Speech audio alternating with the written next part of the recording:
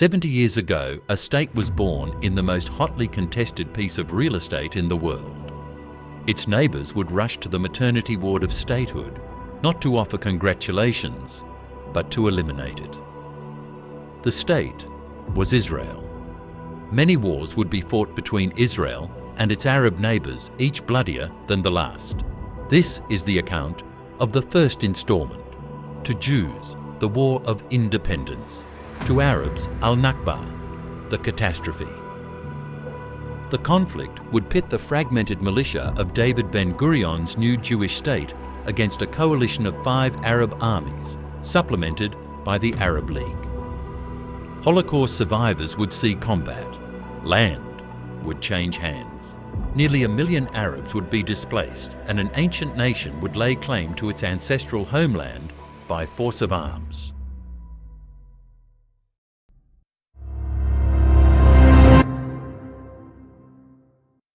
The land then called Palestine had been given its name by the Romans in 135 CE, following the Bar Kokhba revolt by the Jews. After crushing the rebellion, Roman Emperor Hadrian trolled the Jews by changing the name from Judea to Syria Palestina, in reference to an ancient enemy of the Jews, the Philistines. The land was conquered by successive empires culminating in the Ottoman Empire, which was eventually defeated by Britain and France in World War I. The British would administer the territory as a post-war mandate. Fleeing persecution and anti-Semitism in Europe, Jews began returning to Palestine. Although the British were sympathetic to Jewish aspirations for statehood, per the Balfour Declaration, Arabs had the one thing Jews didn't have: leverage. To retain access to the Suez Canal and steady oil supplies from Arab states, the British were careful not to antagonize the Arabs. To appease them, they issued a white paper, restricting Jewish immigration into Palestine to 75,000 per year. Local administrators also restricted Arabs from selling land to Jews, but the enterprising Jews managed to acquire land through backroom deals with willing Arab sellers. By 1947, any goodwill that had existed between Palestine Jews and Arabs had evaporated. The two peoples were now overtly hostile rivals, vying for the same land. The Jewish population, led by the Zionist movement, had swelled to 600,000, and with more on the way, the hot potato that is Palestine became too hot for British hands. Attacks on British soldiers by disgruntled militia, endless skirmishes between Arabs and Jews, escalating violence and upheaval made administering the mandate a thankless task for the British. They wanted out, and they could not get out quick enough. Soon they announced their intention to toss the hot potato into the lap of the United Nations. After a strenuous but unavailing effort, His Majesty's government have reached the conclusion that they are not able to bring about a settlement in Palestine based upon the consent of both Arabs and Jews. It is for this reason that they have brought the problem before the United Nations, hoping that the General Assembly would be more successful in the search for an agreed settlement. The fate of Palestine was left to the world to decide. For the world's diplomats, whose problem it now was, the most logical solution was dividing the territory of Palestine into 2 states, one for the Arabs, another for the Jews. The idea wasn't new. A decade earlier, in 1937, the Peel Commission had made a similar proposal. When the move to share the land began gaining momentum, the Arabs moved to oppose it. Their preferred outcome was a single state over the whole territory of Palestine, ruled by an Arab-majority government. But for the Jews, the Arab proposal was unacceptable. If any Jew had once entertained the thought, the Holocaust had convinced them to never entrust their fate to being governed in minority by another ethnic group. Prominent Arab leaders like the Grand Mufti had supported Hitler and the Nazi agenda. This was a fact the Jews would never forget. They wanted their fate in their own hands. They wanted sovereignty, They wanted their own state. With separate states, Arabs and Jews could each govern themselves according to their own beliefs and customs. The Arab League protested. For them, partition violated Arab rights to self-determination. The Jews countered all of Palestine was their ancestral homeland, and they were only asking for a small portion of it. The area now known as the West Bank still bore its historical name of more than 3,000 years, Judea and Samaria, an irrefutable nod to the Jewish claim. For the world's diplomats, there were now only two options, to partition or not to partition, and so a date was set for the United Nations to vote concerning the partition of the territory Palestine. 29th of November, 1947. The United Nations assembles to vote on the matter of partition. Afghanistan, no. Argentina, abstention. Ethiopia, abstain. France, yes. South Africa, yes. Soviet Union, yes. United Kingdom, abstain. Yes. United States, Venezuela, yes. Yes. Yemen, no. Yugoslavia, abstain.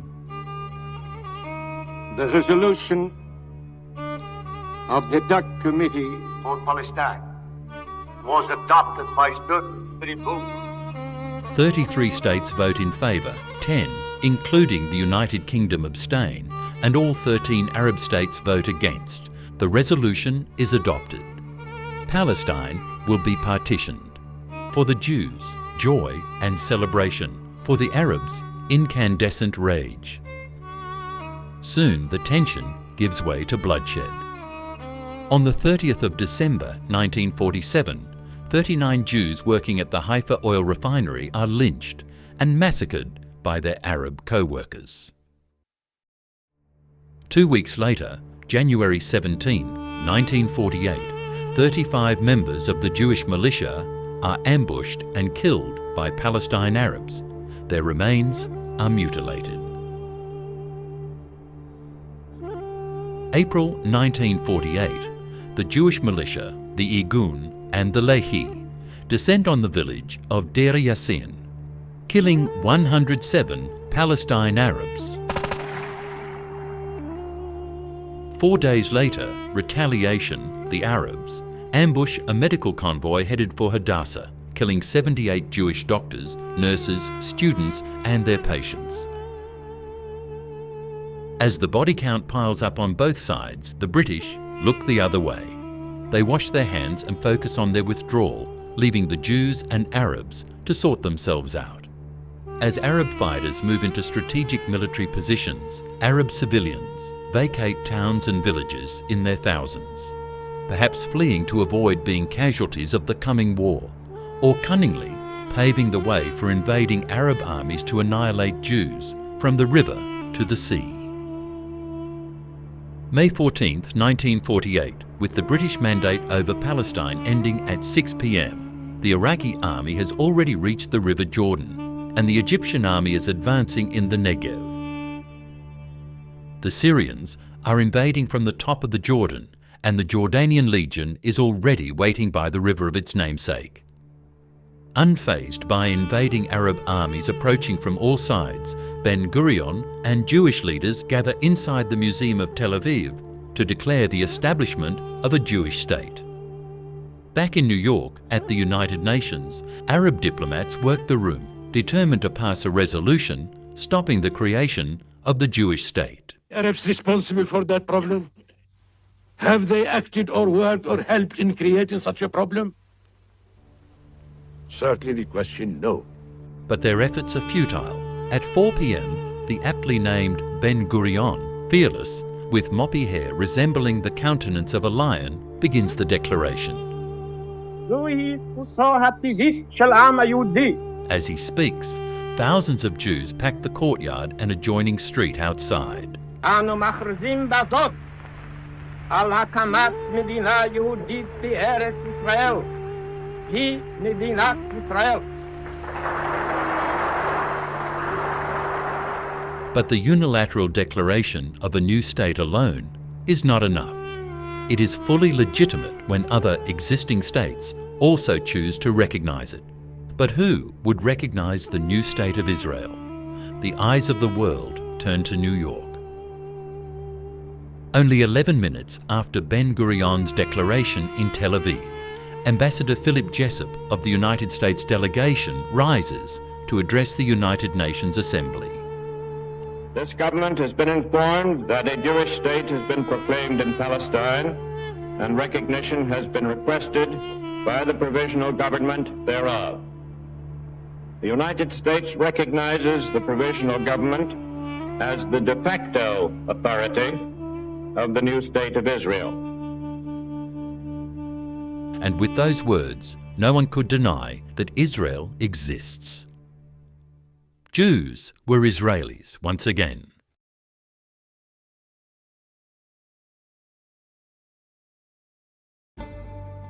Before sunrise the day after Israel is established, bombs begin dropping on the Israelis. The Egyptian Air Force has arrived and the war has begun.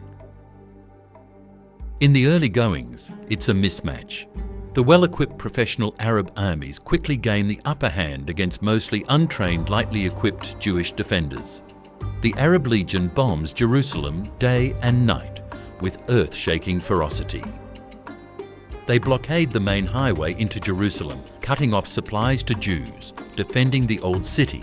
Down to just 36 men and 300 rounds of ammunition, the Jewish defenders in the old city are overrun. But Jews in the rest of Jerusalem continue the fight. In an attempt to reopen supplies into the Yeshuv in Jerusalem, and against the advice of his best military commanders, Ben-Gurion orders thousands of Israeli forces to capture Latrun, a former British police garrison on very high ground, overlooking the highway into Jerusalem. It is a bloodfest. All three attempts are repelled by the Arabs. Undeterred, the Israelis come up with an ingenious plan. They build another road completely bypassing the Arabs and successfully resupply Jerusalem.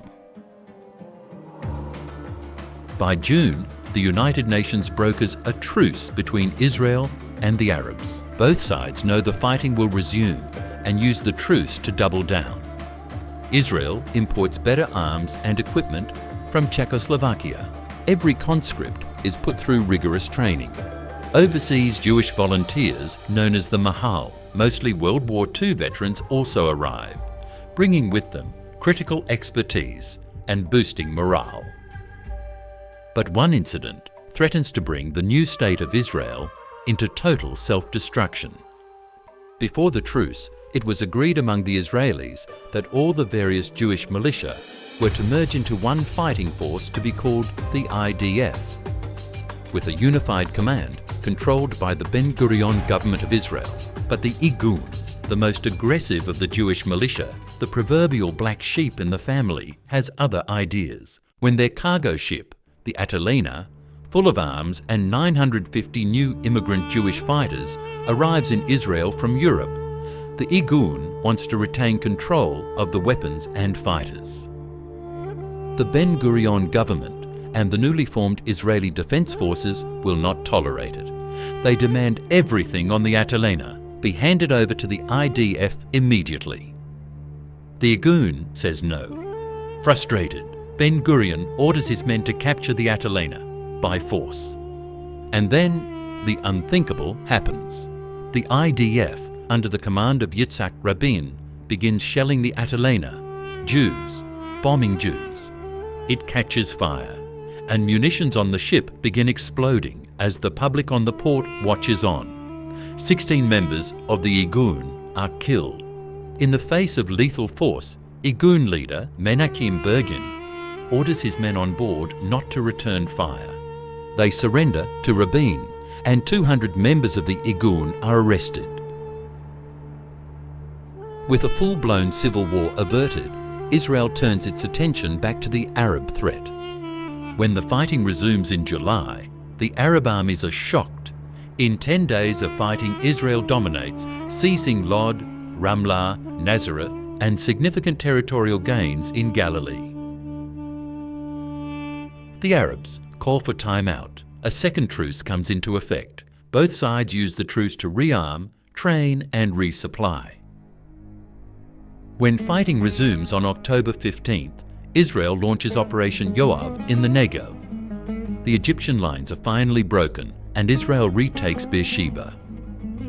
Up in the north, the Jews expel all Arab forces completely from Galilee. By December, Israel has wearied the Egyptian forces and begins advancing into the Sinai. For the politicians in Cairo, the writing is on the wall. Israel has surrounded an Egyptian brigade in Fallujah, and there is no way out. Negotiations for an armistice begin, and on the 24th of February 1949, Egypt withdraws from combat. The Lebanese follow in March, the Jordanians in April, until finally the Syrians, who loathe Israel the most, sign on to the armistice in July. No formal peace is made with the Iraqis. Israel emerges victorious. To Arabs, occupation. To Jews, the spoils of a hard-won war. The new state of Israel has enlarged its footprint. It now covers 78% of what was once the British Mandate of Palestine. 750,000 Palestine Arabs who once inhabited some of those lands are now refugees. By rejecting the United Nations resolution to partition the land and resorting to war, Arab leaders have gambled the fate of their people. The people are forced to leave the casino with only the shirt on their backs.